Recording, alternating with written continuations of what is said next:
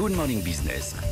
Toujours en direct, Good Morning Business sur BFM Business, en direct jusqu'à 10h ce mardi matin. On va parler, alors c'est un secteur qui souffre aussi atrocement du confinement, du post-confinement. Voilà, effectivement, c'est le monde des discothèques, le monde de la nuit. Patrick Malvaès est avec nous au téléphone, président du syndicat national des discothèques. Bonjour monsieur Malvaès.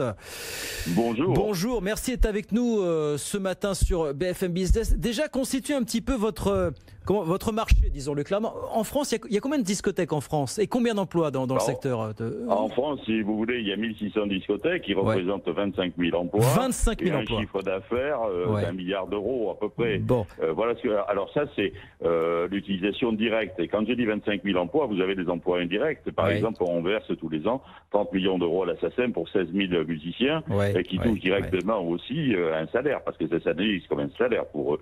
Et puis nous avons des artistes que l'on fait venir, nous avons des prestataires de services, ça peut être aussi bien des DJ internationaux que des spectacles. Bon, alors ça vient s'ajouter, bien entendu. Évidemment, ça vient s'ajouter, on est bien d'accord. Secteur qui souffre, alors plus que cafetier, hôtel, restauration, parce que les boîtes n'ont toujours pas rouvert en France aujourd'hui. Voilà, on en est là, clairement, monsieur.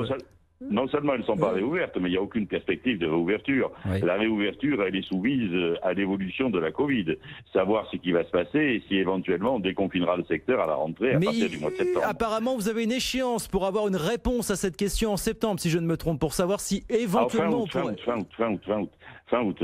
Nous avons là eu un accord avec monsieur le maire, le ministre, et son ministre délégué, monsieur Alain Griset, au PME et PMI.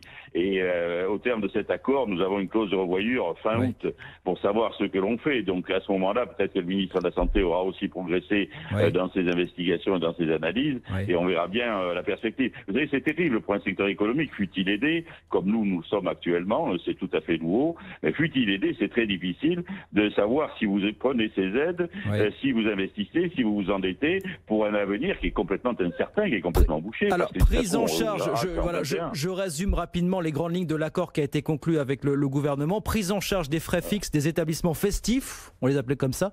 Loyer, facture d'eau, électricité, autres frais endossés à hauteur de 15 000 euros par mois maximum. Plan d'aide évalué à 50 millions d'euros pour votre profession. C'est pas assez, vous nous le dites rapidement. Mais si, dans la perspective où on envisage un début de déconfinement pour votre profession à partir de la fin août ou de début septembre, est-ce que vous dites finalement, bon, on peut sauver un maximum d'établissements, ou vous nous dites d'ores et déjà, nous avons beaucoup d'établissements, beaucoup de boîtes, disons-le clairement, qui ne rouvriront pas en septembre et même plus tard? Non, alors la situation elle est relativement simple. Vous avez à peu près les 2 tiers du secteur qui ne font pas entre 500 000 et 1 million d'euros de chiffre d'affaires. Donc vous avez plein de petites entreprises pour lesquelles ça va être suffisant, pour lesquelles à peu près 15 000 euros, bon an mal an, ça correspondra aux frais fixes. Mais vous avez 300 ou 400 établissements qui sont ce que j'appelle des gros établissements, qui sont gros collecteurs de TVA et qui sont gros employeurs pour qui c'est nettement insuffisant. Une discothèque qui fait plus d'1 million ou 2 millions d'euros, elle se retrouve tous les mois avec 40 à 70 000 euros de frais fixes qui sont incompressibles.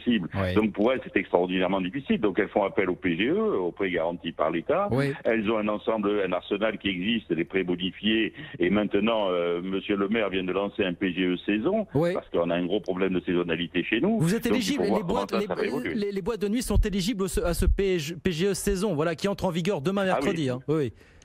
C'est ça, elles sont éligibles. Il n'y a aucun doute là-dessus. Elles sont éligibles, donc c'est une avance qui peut sauver certaines entreprises saisonnières jusqu'à 3 mois de prise en charge de chiffre d'affaires. Mais bon, il faudra le rembourser. Alors ça va être de l'ordre du 1% à peu près. C'est comme ça le remboursement. Mais les saisonniers d'été vont s'obliger d'attendre la saison l'année prochaine pour savoir ce qu'elles vont faire. Parce qu'elles ont loupé la saison l'année dernière, donc 2001, elles se loupent cette saison-là. Elles sont obligées d'attendre 2000, elles se loupent cette saison, et 2001, elles sont obligées d'attendre. Ça va faire 2 ans sans argenter, avec un petit peu de bidouillage cet été.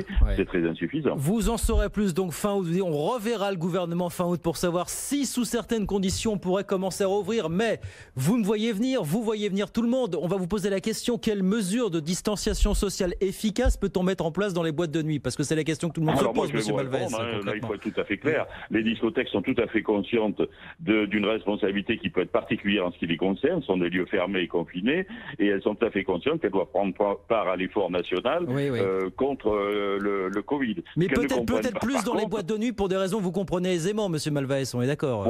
Pour des raisons, mais on en est parfaitement conscient, on ne le nie pas du tout. Hein, on assume totalement. Il faut qu'on nous aide parce qu'on assume précisément cela. On ne dit pas qu'on veut réouvrir. Donc votre question, vous me dites quelles mesures de distanciation? Si c'est pour réouvrir en bidouillant avec des mesures de distanciation bidon, etc., c'est même pas la peine. On ne va pas répondre à l'impératif sanitaire de notre pays et on ne va pas pouvoir remplir notre fonction à nous d'établissement économique de loisirs et de distraction. Alors donc, on rouvre dans quelles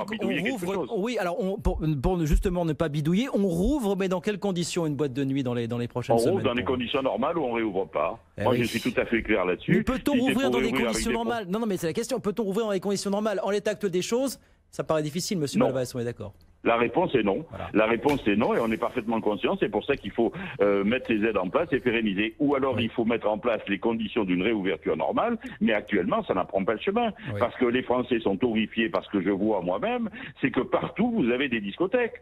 Pour être discothèque aujourd'hui, il faut justement ne pas être une discothèque. Et partout vous avez des discothèques. Vous avez vu à Saint-Tropez, vous voyez dans les rues, vous voyez à la Villette, vous voyez dans les bars ambiance, vous voyez partout. Vous avez que des discothèques. Vous allez au Bois de Vincennes ce soir, vous allez pouvoir vous amuser jusqu'à 3h ou 4h ou 5h du matin. Partout, ce sont des discothèques. Les Français voient tout ça horrifié, ils disent on ferme les discothèques et ils sont tous en train de danser, de s'embrasser, etc. Vous avez des saunas qui sont ouverts, vous avez des bars libertins qui sont ouverts, des bars à sexe à dire, et vous vous demandez mais on marche sur la tête. Je veux dire que personne n'assume la santé publique. Nous on l'assume, mais personne ne l'assume, personne ne prend la responsabilité de dire maintenant ça suffit. Alors vous avez le préfet du Morbihan qui vient de prendre des mesures parce que c'était dramatique dans son département, mais c'est au niveau national que ça devrait être pris. Je ne comprends pas, les Français ne comprennent pas qu'on ne mette pas fin à ce triste spectacle. Parce que ça veut dire que la Covid va continuer, et si la Covid continue, les discothèques ne pourront jamais réouvrir. 25 000 emplois directs et beaucoup d'autres emplois indirects, effectivement. Vous souhaitez effectivement que les choses puissent aller vite, qu'on puisse rapidement, évidemment pour nous tous, mais aussi pour vous, rouvrir le plus tôt possible et dans les meilleures conditions. Merci beaucoup Patrick Malvaes, merci infiniment. Merci beaucoup, gardez-nous pour le monde d'après. Certainement, président du syndicat national des discothèques.